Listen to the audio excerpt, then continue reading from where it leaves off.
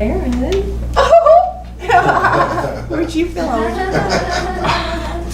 You had the best feeling. I did good. I felt on in the beginning for sure. Yeah. I think it's really kind of interesting. I struggled with putting my substitutions in place, Yeah. and my I envisioned that I was in a basement of a building, and then I also did one thing that was I put my substitution in place immediately, and I also put in place that a example of where she's getting a massage by somebody else, and it's really pissing me off right now. But I had that substitution in place, so I think that it's fascinatingly becoming a lot easier to do it than it was in the past. Absolutely. It's becoming like I'm brushing my teeth now. Yeah, I mean, it's like anything. It just takes practice. You know, it's you know, I think you're creating new synapses in your brain working this way, because I don't think there's anything natural about it. You know, it's almost like it's in a foreign language in a lot of ways. Yeah. So well, this was beautiful. So in terms of your place, because you brought it up, the basement that you're in, how does it make you feel? Well, technically, it was kind of cramped and yeah. But did you feel confident, or did it make you feel? I think what was really my focus was the fact that somebody else was getting my massage. All right. Well, I want you to think about the place, because I think that the dynamic. This is an older film that had actually Danny DeVito and Holly Hunter. Yeah. Is that what's his job?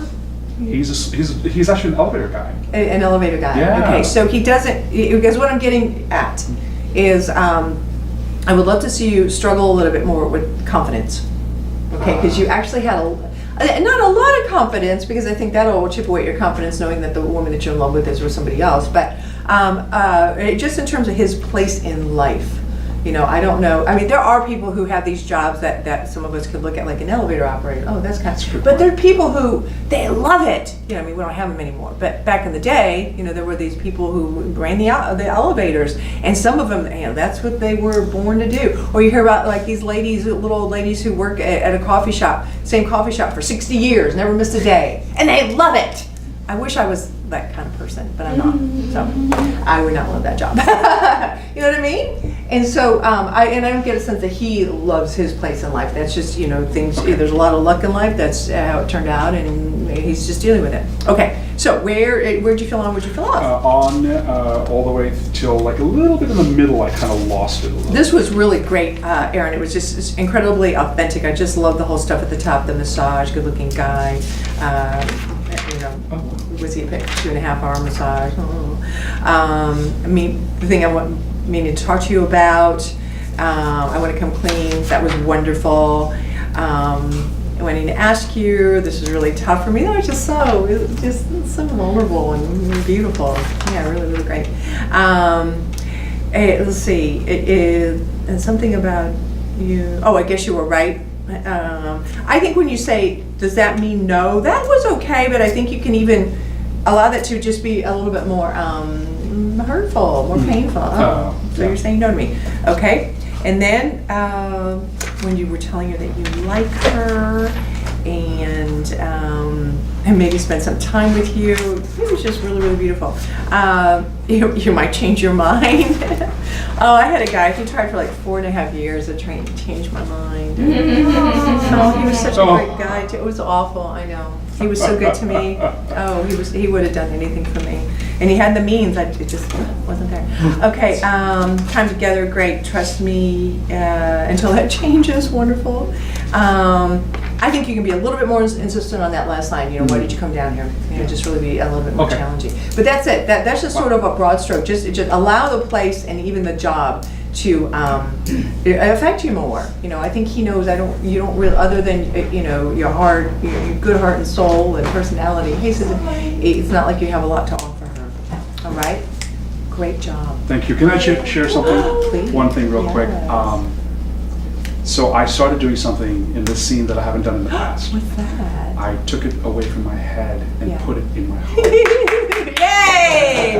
That's where the magic happens. So I know and that. And again, it's a vulnerability thing. Yeah. We don't get vulnerable with our thoughts. We might get embarrassed, but this was the first time I literally said, I took everything out of my head, because that's where I get Love that. panicky, Yeah, and then I used sure. to panic. And I know when I panic on stage. Yeah. So I said, just forget about everything and work from here. And Thank you for wow. sharing that. Thank You you. know, and I think even if you dress differently, Thank you. if you wear some ugly Yeah. clothes, you look really nice right now. Yeah, wear some That shouldn't ugly be clothes. that's so that well, will show away I felt like he was in the Upper West Side building or something, Yeah. Upper East Side building. Yeah. So he had a But little bit. just for you, Yeah, you know, yeah. allow something True. that doesn't make you feel confident. Okay, that Thank you makes for sense. sharing that. I love that. And, you know, I try to mention vulnerability, you know, a few times a week, but I can't mention it enough. And somebody asked me, I was coaching somebody privately, and they said, well, what does that mean, vulnerability? And I said, oh, well, in my head, I kind of know what it means, but I looked up the definition, and it means to willingly put yourself in a place of possible physical or emotional danger. You know, and it takes tremendous courage to do that. You know, just to know, okay, I could tell this person I love them, they could say, I'm not feeling it. It's like, oh, okay, that hurts. You know, but nothing changes if we don't do that. You have to do that. And I know I've saved myself years of pain by being brave enough in a moment to ask a question like that. And then you get, no, I don't know. Okay, well, I'm glad I didn't obsess for another 5 years, you know? But it does take tremendous courage. And there's a woman who actually speaks about that, Brene Brown. I don't know if anyone's familiar with Brene Brown. She's wonderful. You can find her videos on YouTube. She's a psychologist, and she's actually done research into vulnerability and shame and how powerful a vulnerability can be, you know? Okay, thank you. Hey, Liam.